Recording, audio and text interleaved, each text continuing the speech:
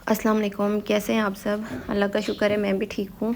हम मदर्स की जो लाइफ होती है ना, हम सुबह उठने से लेकर रात को सोने तक कामों के पीछे ही भागते रहते हैं। कभी घर के काम, कभी बच्चों को संभालना, पूरा दिन हमारा इसी तरह गुजर जाता है। रात को भी हम किचन को साफ़ करके सोते हैं ताकि हमें सुबह देर ना हो जाए बच्चों के लिए। रात को भी अगर आटा गूंदा हुआ नहीं है तो सुबह के लिए आटा गूंदना है और बर्तन धोने हैं, किचन को सारा क्लीन करना है, क्योंकि अगर किचन में गंदे बर्तन पड़े हुए होंगे तो सुबह हमें देर हो जाएगी। हम बच्चों के लिए नाश्ता बनाएंगे, उन्हें स्कूल भेजेंगे या फिर किचन को साफ़ करते रहेंगे, तो रात को ही ना ये सारे काम भी हमें करने पड़ते हैं ताकि सुबह हमें देर ना हो जाए। अगर गंदे बर्तन पड़े हुए हों या किचन बहुत ज़्यादा मेसी हो तो हमारा फोकस काम पे नहीं होता, फिर हमारा ध्यान उस तरफ होता है कि हमने किचन को पहले क्लीन करना है, तो इस चक्कर में ना देर हो जाती है। कुछ लोग होते हैं जो सुबह उठते हैं तो बिल्कुल फ्रेश होते हैं, उनका दिन भी बहुत अच्छा गुजरता है, और कुछ होते हैं जो सुबह उठते भी हैं तो वो इतनी सुस्ती महसूस कर रहे होते हैं, कोई काम टाइम पे नहीं होता। तो इसकी वजह ये है कि हम लोग रात को ना लेट सोते हैं, रात को हम देर तक मोबाइल यूज़ करते रहते हैं, टाइम पे सोते नहीं हैं, तो इस वजह से सुबह भी हमारे सारे काम लेट हो जाते हैं, हमारा दिन भी अच्छा नहीं गुजरता, थकावट होती है क्योंकि नींद हमारी पूरी नहीं होती। तो कोशिश करें कि हमें टाइम पे सोना चाहिए, टाइम पे उठेंगे, टाइम पे सोएंगे तो टाइम पे ही उठेंगे, और टाइम पे उठेंगे तो सारे काम हमारे टाइम पे होंगे, हम खुद भी फ्रेश होंगे और सारे काम भी हम टाइम पे आसानी से कर सकेंगे। जब हम मोबाइल लेकर बैठते हैं ना तो फिर हमें टाइम का पता ही नहीं चलता, इतना ज़्यादा टाइम हमारा वेस्ट हो जाता है मोबाइल देखते रहते हैं, या फिर मोबाइल में कोई चीज़ देख लेते हैं, कपड़े या कोई भी चीज़, तो हमारा फोकस फिर उधर ही होता है।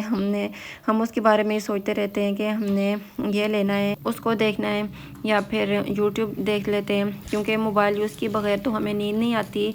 तो इस तरह ना हम अपना टाइम बहुत ज़्यादा वेस्ट करते हैं, अपना भी नुकसान करते हैं, और ज़ाहिर है फिर बच्चे भी जो देखते हैं वही सीखते हैं। फिर बच्चे भी जब देखते हैं तो बड़ों को ये इस तरह कर रहे हैं तो बच्चे भी यही सीख रहे होते हैं। अगर हम रात को सोने से पहले और सुबह उठने के बाद मोबाइल का यूज़ बंद कर देना तो हमारी लाइफ बहुत आसान हो जाएगी, हमें बहुत सा टाइम मिल जाएगा, हम आराम से अपने काम कर सकेंगे। जो टाइम हम मोबाइल पे वेस्ट कर देते हैं ना, उस टाइम में हम आराम से अपने सारे काम मैनेज कर सकते हैं और हम अपना टाइम भी बचा सकते हैं। अभी मैंने बच्चों को स्कूल भेजा है और मैंने यहाँ से झाड़ू लगाया और मोपिंग करी हूँ। रात को मैं बच्चों के यूनिफॉर्म यहाँ पे ना साइड पे रख देती हूँ उनके बेड के पास, ताकि सुबह उनको ढूंढने ना पड़े, और मुझे भी किचन में फिर देर हो रही होती है, उनके लिए नाश्ता बना रही होती हूँ। एक तो सुबह उठना बच्चों का इतना मुश्किल होता है, सुबह साथ नाश्ता भी बन रहा होता है किचन में, बार बार फिर कमरे में आके उनको भी उठाना पड़ता है, तो इसलिए ना मैं सारी चीज़ें उनके बेड के साथ रख देती हूँ ताकि उठ के उन्हें ढूंढनी ना पड़े और देर ना हो जाए। बच्चों का यूनिफॉर्म भी मैं उनके पास रख देती हूँ, उनके शूज़ और सॉक्स वगैरह भी मैं अलहदा से रख देती हूँ। उनको पता होता है कि हमारे शूज़ कहाँ पे पड़े हैं। सॉक्स उनकी मैंने अलमारी में सबकी सेपरेट करके रखी हुई हैं, अलहदा अलहदा करके रखी हुई हैं, ताकि उनको ढूंढने में कोई मसला ना हो, क्योंकि सुबह टाइम को मैनेज करना बहुत मुश्किल होता है। ये 1 डेढ़ 2 घंटे जो होते हैं ना, ये बहुत बच्चों को उठाना, फिर उनको नाश्ता कराना, फिर उनको स्कूल भेजना, फिर वही घर के सारे काम, क्लीनिंग शुरू हो जाती है। फिर हमें होता है कि बच्चों के आने से पहले उनके लिए खाना रेडी करना, घर को साफ़ सुथरा करना। फजर की नमाज़ भी जल्दी जल्दी में मैं पढ़ती हूँ, तिलावत करने का भी इतना टाइम नहीं होता, क्योंकि फिर मैं किचन का रॉक करती हूँ कि देर ना हो जाए बच्चों को स्कूल से। तो बच्चों को स्कूल भेजने के बाद सारे कामों से फ्री होकर ना मैं आराम से थोड़ी देर तिलावत करती हूँ। और फिर यहाँ पे मैंने आग लगाई थी, शॉपर और रेपर वगैरह जो भी होते हैं ना, हम लोग तंदूर में डाल देते हैं, वो कूड़े में कभी नहीं फेंके, क्योंकि वो फिर उड़ते रहते हैं और गली में फैले हुए होते हैं तो बहुत बुरे लगते हैं, तो इसलिए इनको हम लोग जला देते हैं। और रात को मैंने चने नहीं भिगोए थे तो अभी इनको मैंने सुबह भिगोया था। अब गैस आएगी तो इनको मैं बॉयल करूँगी, इफ्तारी के लिए ख़त्म हो गए थे तो मैंने कहा मैं अभी फिर से बॉयल कर लेती हूँ।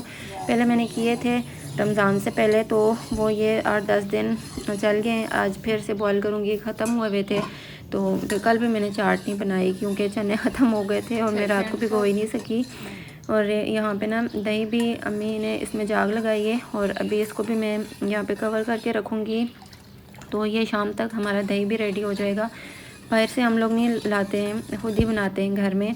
घर की जो दही होती है ना वो बहुत मज़े की होती है, तो इसलिए हम लोग घर में ही बना लेते हैं। इसको इस तरह से ना गर्म कपड़े में लपेट के रखते हैं, से ये सही बन जाता है। और यहाँ पे साथ में चूल्हा भी है, इस साइड पे नीचे चूल्हा पड़ा हुआ है ना, तो ये जगह भी गर्म होती है, तो ये जल्दी दही फिर बन जाएगा। आज मैंने ये कंबल निकाला है क्योंकि अब गर्मी काफ़ी ज़्यादा हो गई है, तो बच्चे रज़ाई नहीं करते हैं, गर्मी लगती है उनको। तो ये वाला जो है ना, ये धो के नहीं रखा था, ऐसे ही रख दिया था। अभी इसको निकाला है और इसको सुबह धोया था, अभी तो ये ड्राई हो गया है। धूप आज काफ़ी ज़्यादा हो रही है, इतनी तेज़ धूप है, ये ड्राई हो गया है। हम लोग धो के ही कंबल रखते हैं, लेकिन इसको धो नहीं सके थे, ऐसे ही रख दिया था। बाकी 2 कंबल है वो धो के रखे थे, तो उनको भी मैंने धूप लगवाई है अभी, और इसको भी धोया, तो शुक्र है ये भी आज ही ड्राई हो गया है।